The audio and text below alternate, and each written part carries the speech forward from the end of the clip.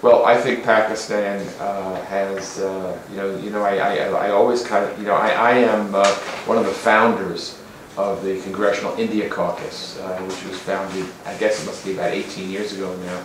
I was one of the original founders of the caucus. I have always been very supportive of India. India and Pakistan, of course, were both created in 1947 out of what was Greater India.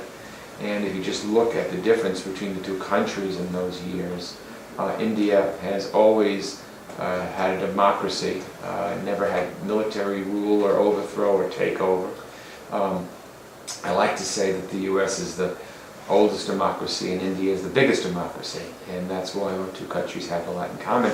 And by the way, I had the privilege of being in India during the 50th anniversary of independence, just at that moment. So it was 1997 when India was declared independent 50 years before. I sat in the parliament in Delhi, and we had the bell ringing or the gong ringing, and that was the 50th anniversary to the moment when India was declared independence. So when you contrast India with Pakistan, which has had one military coup after another and all kinds of violence and harboring Al-Qaeda and all kinds of radical hotbeds of radicalism,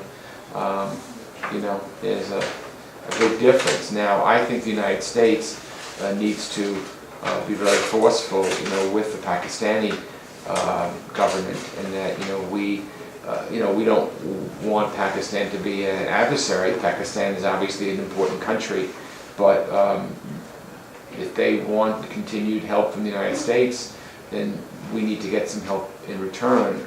I think of late they are doing a much better job in Pakistan with tracking Al-Qaeda and helping us to locate them.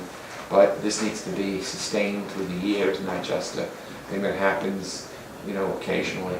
And so I think that these discussions are ongoing with Pakistan, and they have to continue to be.